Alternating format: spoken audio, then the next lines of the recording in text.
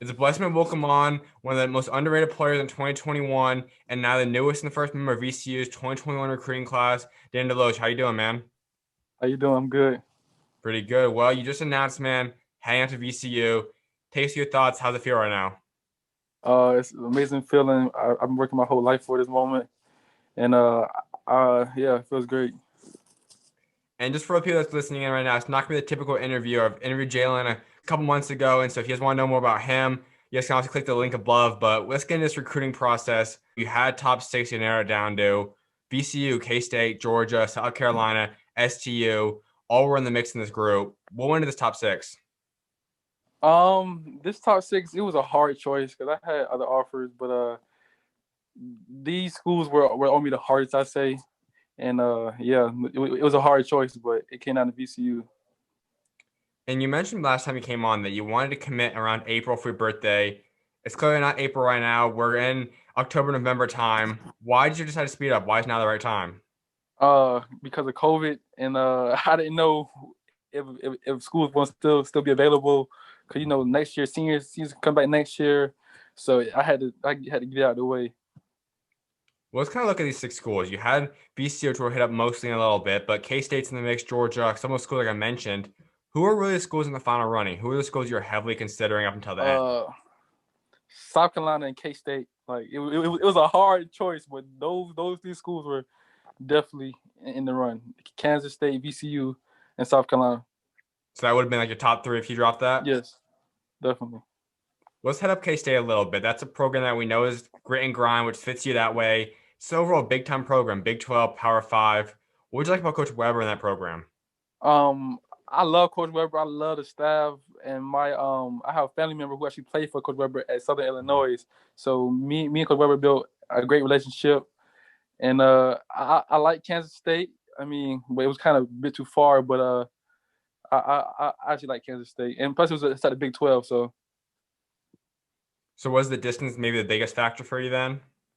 yes, because my parents said they couldn't come see me play, so that was probably the biggest choice. Yeah, I wanted my parents to see me play. South Carolina, another big time program. What would you like about them? Coach Martin, I actually was living in Columbia when he started looking at me, and then Coach Will Bailey, the assistant coach, me and him still tight to this day. It's a big time program. It's SEC, and I liked it too, but it just came down to playing time too. I want to play as a freshman. That's probably the biggest thing I want to do. Frank Martin has an interesting approach. He's not known for going after the five-star guys, but he goes after guys that are a lot like you, guys that people say he should be top 100 guys. He should be 5 or 4 star players. He turns them into that. He turns guys into pros. Was that one of the more appealing things that you found about Coach Martin in that program? Oh yes, Coach Martin is a great coach. He knows how to use his players, develop them. Choosing Martin's such a great coach, and not really a great person too, on off the court. Like he's a down hard, genuine type coach. Yeah. Well, the ultimate option for you is VCU. What was the separating factor? Why were they the number one school for you? Um, really, all of like they offered me like a month ago, and then ever since then, the coaching staff been on me hard, calling me every day, texting my mom and dad, and plus, it was a need at VCU. The head coach Mike Rhodes, he said he needed me. So that really stopped me, and he said he wanted to coach me, and basically my family and my coaches, and me, yeah, that's really it. And also I love VCU, like where it's at. Yeah, well, yeah, it's good. It's good. It's a good fit for me. I actually love VCU. And that's an interesting thing. Them offering just about a month ago, for them to be able to surpass all these schools that's been recruiting you now for a few months, even maybe a year or so, how are they Yeah. able to pass everyone up this quickly? Uh the coaching staff, I don't know. They really just made me feel like home, and they were on me every day, checking in on me, things like that. So I look at the 2020 class and it's a lot of the same kind of things. Underrated players, guys that haven't improved themselves. Ace is a big time point guard. And now they add you in 2021. There's something special brewing out there at VCU. What do you expect and what's the future hold for VCU basketball? We are definitely gonna win championships. First tournament we play is inside the Bahamas for the Battle for Atlantis, and I'm ready to prove everybody wrong and win that starting off. And then we definitely gonna beat Dayton. We're probably gonna win that A10. So I have some big things coming to VCU. A10 is another one of these conferences that isn't regarded as a Power Five or high major or whatever, but we're seeing mid majors can get it done. Guys are going to the NBA. I mean, Obi Toppin, a guy at Dayton that just was going to go top five, possibly number one pick. Guys can get it done at these mid major levels. How do you like seeing this? What's it like seeing mid majors now become pretty much just as valuable as high majors in Power Five schools? For me, it wasn't high major, mid major. It was who was the right fit for me and how I play. It wasn't really high major, mid major. I could have went high major, but it was the fit. But I'm glad to see people going mid major and because I seen Obi, I'm like, well, Mhm.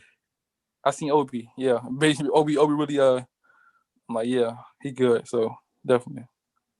Because of not having AU season, we don't necessarily know how much high school basketball is going to work viewing wise. People can come see or whatnot. What will you bring to the table? What will you bring to VCU basketball? I'm gonna be a leader. I'm very versatile, high motor, uh, everything needed on the court really. And if people look at the rankings, we see you somewhere in the 200s or whatever that they want to rank you at. We see what you did with Team Hunter this past summer, and we see what you bring to the table energy wise, defensive wise, as well as some scoring. What brings that edge to you? Why do you play with such an edge? Because I've been underrated my whole life, and I have something to prove. That's all it is. I have something to prove to people. And rankings matter to an extent, but to me, it really doesn't matter because I didn't play against top 5 players, top 100 players, and bust them up, and I still didn't get ranked. So it already doesn't matter. Ranking doesn't matter to me, really. We look at who you played this past summer, and you did your thing. Never really had a bad game. Robbie Ambester, a top 150 guy.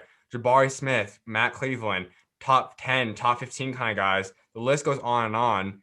You've proven yourself game in and game out, but what goes in your mindset? You see these top ranked guys, guys that are ranked ahead of you. How do you prepare for those games? Mentally, I just tap into another level, like, cause I see these that they getting all the accolades, all the attention, and I just want to beat them. I don't know, just something in me, like it's something deep in me. This bad.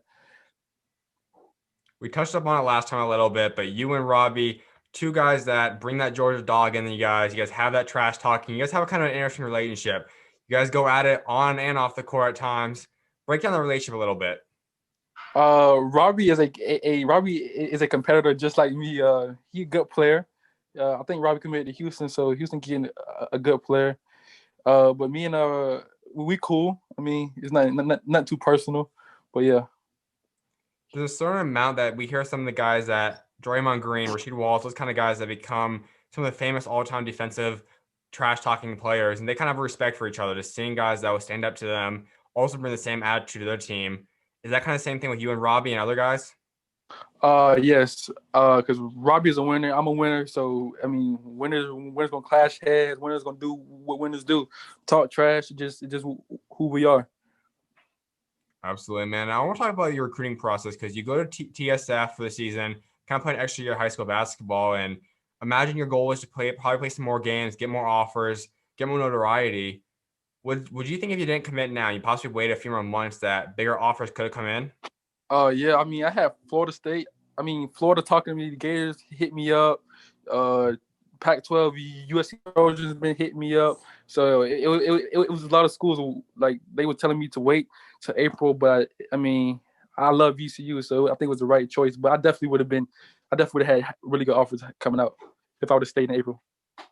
How about if visits were open? Do you think if you could have got out to K-State or gone out to a different school like that, would that possibly alter your decision at all? Oh, definitely. The campus and everything would definitely change my mind, and visits too. That definitely would change my mind. And this wasn't the typical thing. No visits. You just get to talk to coaches via the phone, Skype, Zoom, whatever you're using. What was this recruiting process like? This process was a hard process. I mean, I haven't seen any schools yet. I've never been to VCU yet. Never been to any school. Couldn't visit any school, so it was a hard process. But I had to trust my heart really in making this choice. And so you're setting up with your family or just yourself, and you're talking to these coaches. What are the questions you're asking them? What did you want to know about VC or any program? Um, can I play as a freshman? How is the coaching staff? And also, I was talking to players too on the staff. So I was talking to a lot of players and see how the coaches are, and see are they really genuine, things like that. So yeah, I was really doing my homework on all these coaches and programs. What players in VCU did you talk to? I talked to a Kansas State transfer from Levi. So Levi was at Kansas State. And he transferred to VCU, and I've been talking to Ace a little bit, and that's about it. Ace is a guy I mentioned earlier. I think he's super underrated. He showed what he could do last year at the high level. What do you expect from him, and how excited you play with him your freshman season? Um, Ace is a great player. I mean, yeah, I expect him to do big things this year as a freshman. Him and Busy are going to do a mean backcourt. So yeah, I'm waiting to see how it goes. Now, what does Coach Rhodes want from you your freshman season? What's the expectations for you? Coach Rose wants me to come make an impact early, play as a freshman, be a leader on the court, and help him win games and win championships and conference championships, things like that. Who are some guys that fans can expect from you in terms of former players, or either former VCU player, or just any NBA player currently? Probably Siakam. Mhm. Me and Siakam play just alike, I think. So definitely Siakam, rebound, running for a high motor, can shoot, can score, basically do everything on the court. Is there a former NBA trash talker either today and in the past that you kind of looked up to and you really liked the way they played? Draymond. I love Draymond, but people hate Draymond, but I love Draymond. And they finished eighth in the A10 last year. Once again, it was a stat conference. By the time you get out there and however long you remain out there, what do you guys think you guys can accomplish inside the conference and just overall in college basketball? Um, Definitely. Well, next year, this year, hopefully we win the A10, and soon I get there, we definitely gonna win the A10. And conference championships wise, I think we definitely gonna make a run in the tournament, and we have a possible chance of winning national championship. Really.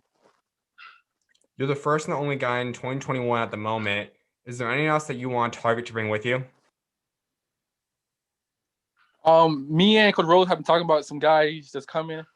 I think his name is Nick Kern. He from St. Louis, 6'5" guard from Vashon. We trying to get him with us, and right now, yeah, that's probably about it right now. Are there any friends that, if you guys could possibly get the offers to the line and VCU and Coach Rhodes wanted him, would there be like a friend of yours that you'd like to play with at the college level? Oh, Malik, I'm already on Malik even right now. I'm trying to get him with me. He's the guy that started to blow up this past weekend. He had a big time showcase. What is his capability? How special is he? Malik is a Malik to me is top 5 inside his class easily. Can shoot, most skilled, big I done played with. Malik is gonna blow up this year. I'm telling you. And being in Georgia, I know it's challenging sometimes get the name, get the notoriety because of how much talent's out there, how much of a spot there is on so many different types of guys.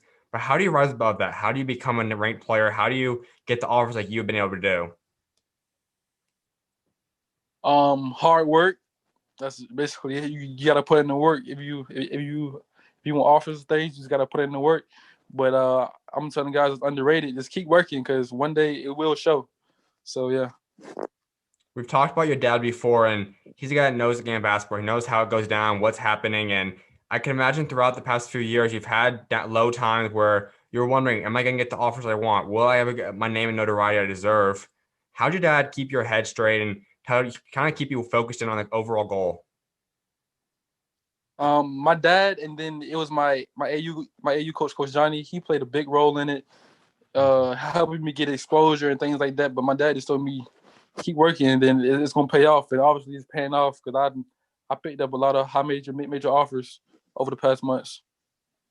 Throughout your high school career, were there ever low points for you? Were you ever really starting to question, will I become a high level D1 player? Will I ever get the offers? Yes, it was my sophomore year. I broke my shin. I wanted to quit playing basketball, but my dad and my coach they helped me through it, and then here we are now. When was that turning point? When did you see that you had the potential of playing at a high level and you started seeing yourself kind of rise above that and become the player you are today? I always knew I was good because I always had I always had like somebody like I was mentally stronger than everybody. I wanted to win more than everybody. I wanted to work more than everybody. So I always knew I had that part, but it was just getting better at basketball, things like that. So probably around like 10th, 11th grade, that's when I really started taking off. There are certain guys, and you do have that trait that just winning basketball. We know that when you're on the court, good things happen.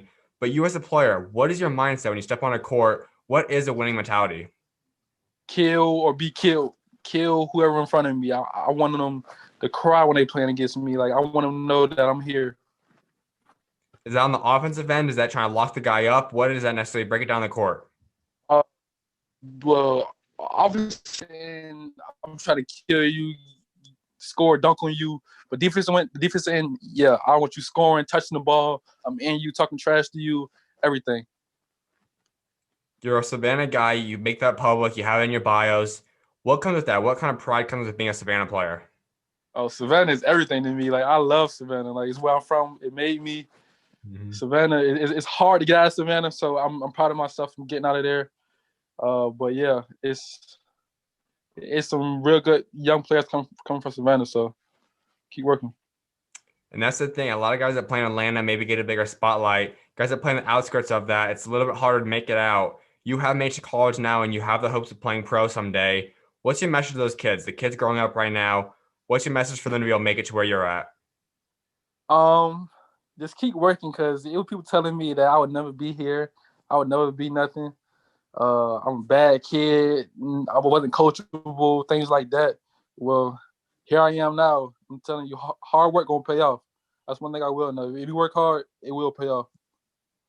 Take us through a typical day in your life. What's your workout times? What's your typical day like? I wake up at 5:30.